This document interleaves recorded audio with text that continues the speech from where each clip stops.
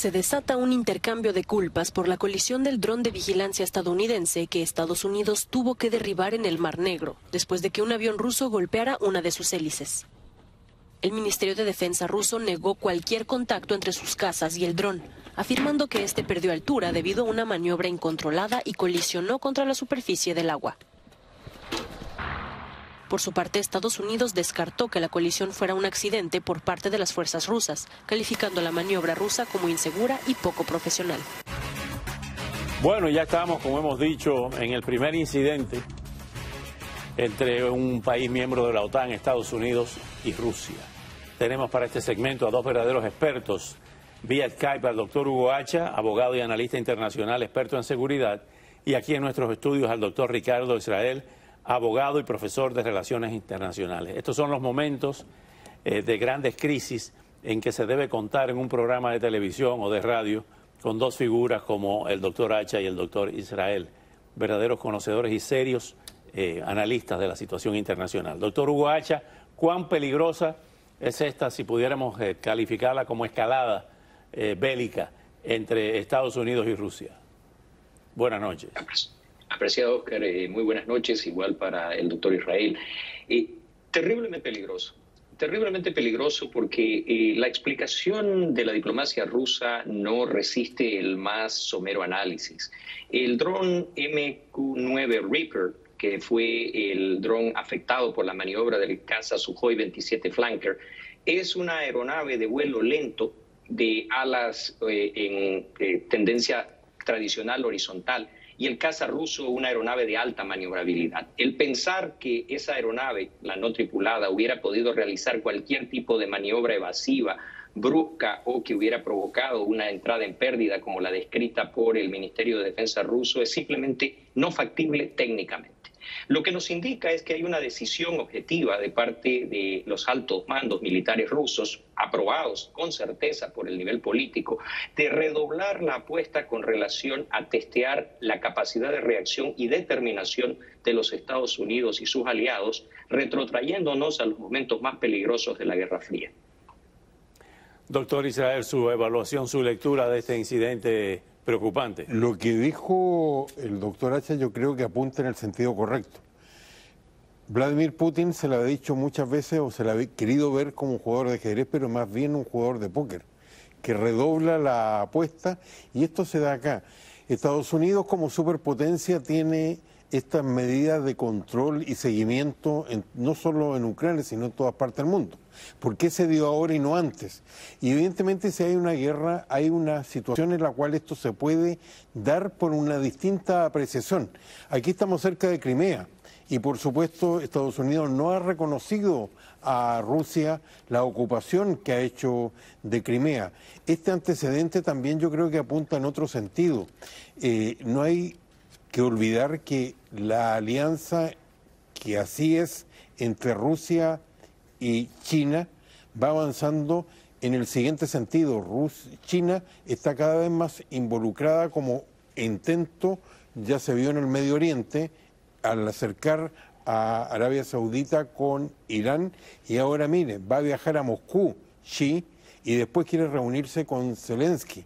Está cada vez más activo, y cuál creo yo, si es que esto fue provocado, lo más peligroso de todo, es que el deseo o la necesidad de involucrar a China, porque recordemos que ya la OTAN ha definido a China como un adversario. Ahora bien, ¿qué está tratando de hacer China? ¿De ser el gran mediador, el gran árbitro, el gran componedor de crisis? Yo creo que China y Estados Unidos tiene que adaptarse a esta realidad, está decidido a reemplazarlo, y cuando ya decidió este nuevo esquema con Xi como dictador personal, también está siendo extraordinariamente activo desde el punto de vista diplomático a través de todo el mundo. Doctor Hacha, ¿a dónde puede llegar esto si continúan estas escaladas? Apreciado Oscar, la verdad es que puede llegar a límites que todavía no hemos experimentado ni siquiera durante la Guerra Fría. Un factor esencial de la política rusa que uno no debe olvidar con los antecedentes de su predecesor, la Unión Soviética, es que al interior de estructuras autocráticas y de mando vertical se suele colocar mucho énfasis en el prestigio y la credibilidad del líder al tope. Occidente ha olvidado nombres como Gennady Osipovich. Para su audiencia, apreciado Oscar, este fue el nombre del piloto que derribó el vuelo KAL 007 de South Korean Airways sobre la península de Kamchatka. Y cuando cayó la Unión Soviética pudimos saber que fue una orden mucho más motivada por los altos mandos del Politburó soviético para no perder prestigio, debido a que semanas antes aeronaves de los portaaviones norteamericanos Midway y Essex habían sobrevolado instalaciones militares soviéticas en las Kuriles. Entonces, creo que este tipo de situaciones tienen que ser evaluadas adecuadamente para poderlas contrarrestar, demostrando firmeza y determinación, pero al mismo tiempo, como lo dijera John McCain Sr., no el senador, su señor padre, que fuera almirante de la Marina de Guerra de los Estados Unidos, preservando la etiqueta y la cautela sin perder la capacidad de demostrar fuerza. Doctor Ricardo Israel, su evaluación de la venta de submarinos de propulsión nuclear a Australia. Vamos a verlo en este reportaje introductorio. Los líderes de Estados Unidos, Reino Unido y Australia revelaron su plan de adquisición y desarrollo de submarinos de propulsión nuclear en el marco del Pacto de Seguridad AUKUS. Aunque los países firmantes no han mencionado expresamente a China, el pacto está considerado como una alianza para contrarrestar la influencia de Pekín en la región estratégica del Indo-Pacífico.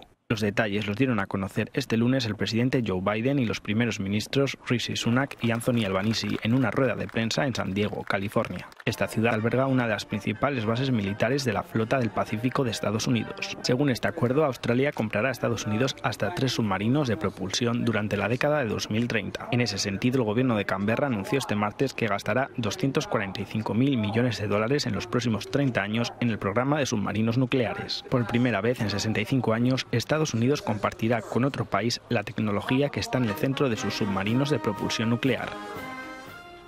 Estamos en el mismo ambiente previo a la Segunda Guerra Mundial, de las reuniones de Múnich y de la reunión de Roosevelt con Churchill. Algo de eso hay, como también lo hay en el sentido de la contención a la Unión Soviética, ahora expresado en la contención a China. Esto fue hace un año.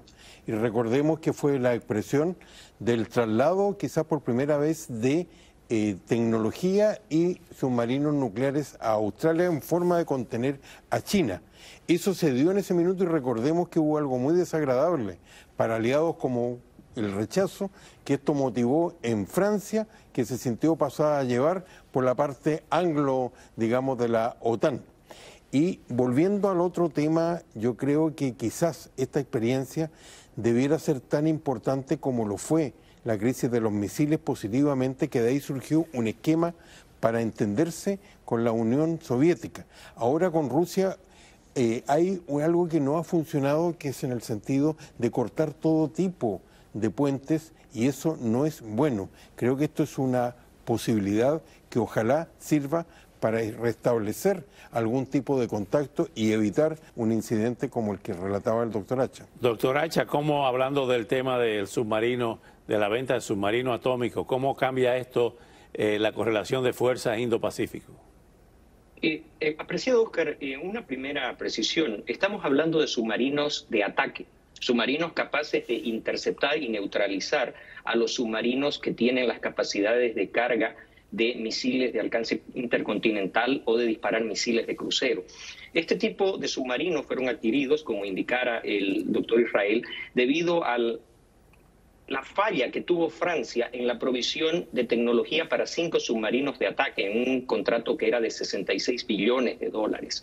Esta falla que motivó este cambio por la tecnología norteamericana no significa, por el tema de que sea tecnología nuclear, un cambio en las capacidades que pretende adquirir Australia. De hecho, hoy día se admite que submarinos diésel eléctricos como la clase Gotland, que fabrica Suecia, tienen capacidades similares para neutralizar y contener amenazas submarinas de naturaleza estratégica. El problema en este momento es que para China esto plantea un reafirmarse de una alianza que viene de tiempos de la Segunda Guerra Mundial, la alianza que no solo involucra al Reino Unido, sino también a Australia, Nueva Zelanda y los Estados Unidos. Y en este sentido, sumado al Japón, causa alarma en Beijing por ser potencialmente una fuerza capaz de contener y neutralizar las capacidades emergentes de la Marina de Guerra china, que ya es hoy numéricamente la más grande del mundo.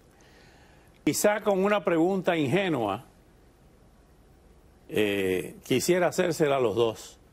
¿Estamos al borde de la Tercera Guerra Mundial o de la Primera Guerra Global? Yo pienso que estamos ya en la guerra global por las consecuencias que ha tenido la primera del siglo XXI, sobre todo, por ejemplo, en la energía y en la provisión de alimentos y el involucramiento del resto del mundo. No veo escenario todavía, ni mucho menos, felizmente, todavía para una Tercera Guerra Mundial. La misma pregunta para el doctor Hacha. Conceptualmente hablando, estamos ya en el primer conflicto global de este nuevo siglo.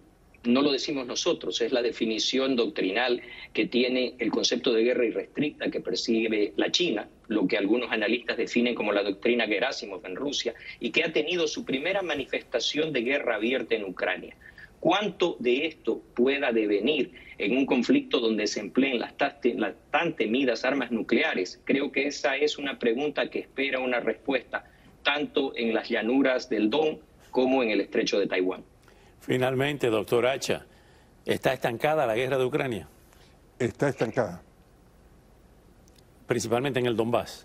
Yo creo que está estancada en el Donbass y en condiciones normales esto tendría, o habituales, tendría alguna salida política, pero eso no se ve, una negociación en lo más cercano, pero está estancada. Gracias, doctor Ricardo Israel. Gracias, doctor Hugo Hacha. Al volver, disminuye por octavo mes consecutivo la inflación en los Estados Unidos, pero se mantienen los altos precios que representan un desafío para la Reserva Federal.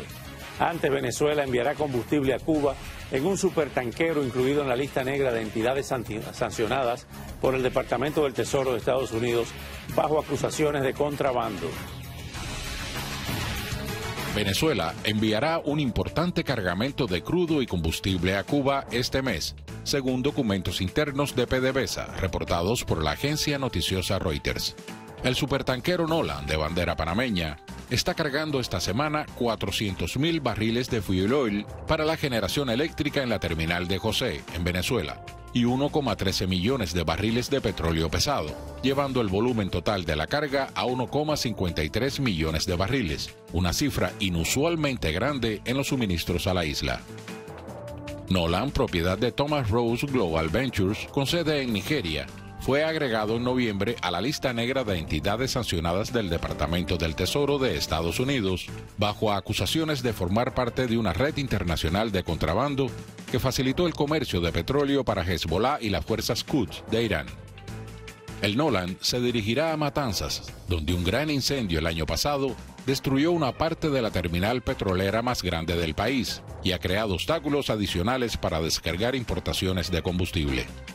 Cuba atraviesa por una nueva ola de cortes eléctricos en vísperas del verano, motivados por el quiebre de la Red Nacional de Energía, perjustificada por las autoridades por el suministro irregular de combustible y varios accidentes naturales como incendios de cañaverales